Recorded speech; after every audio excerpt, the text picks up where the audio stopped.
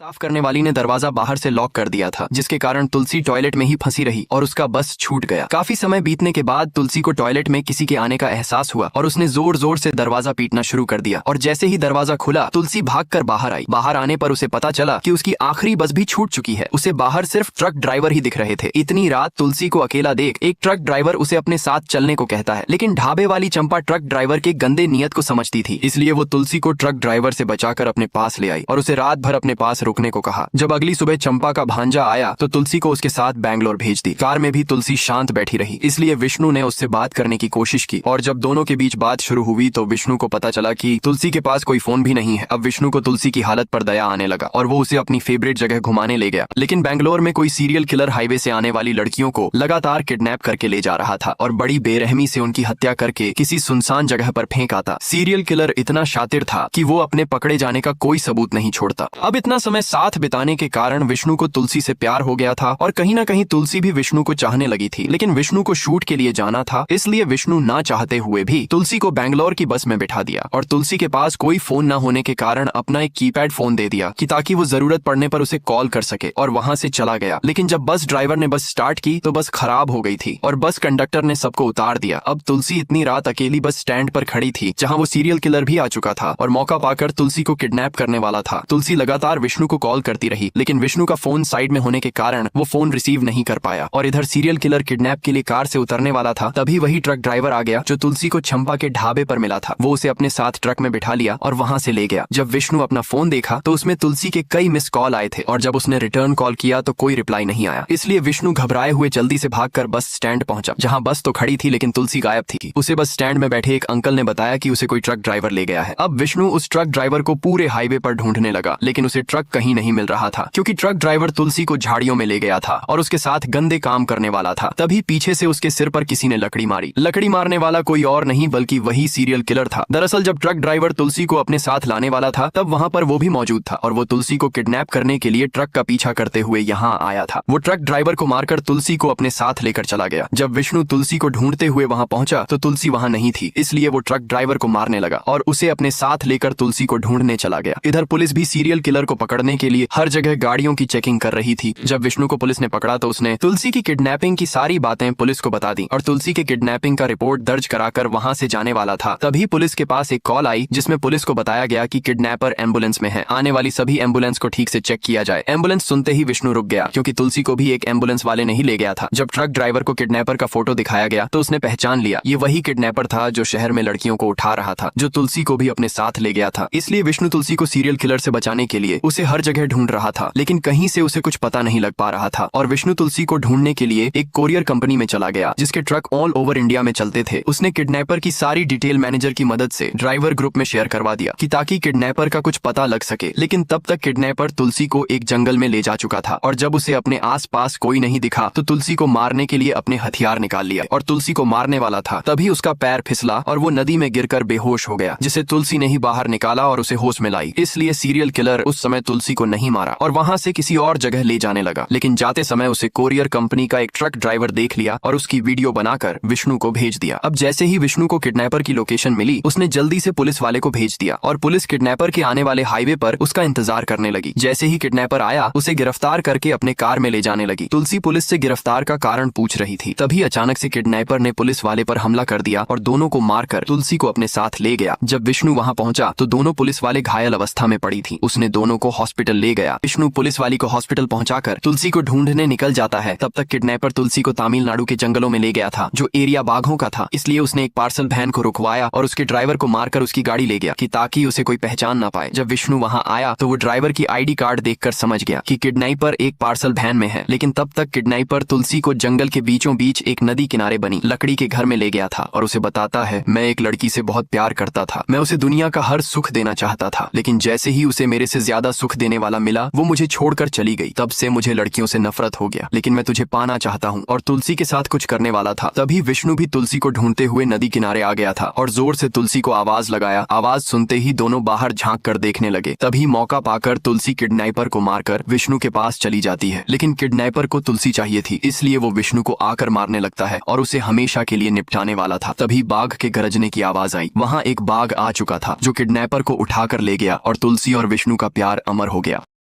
जो सिर्फ फेसबुक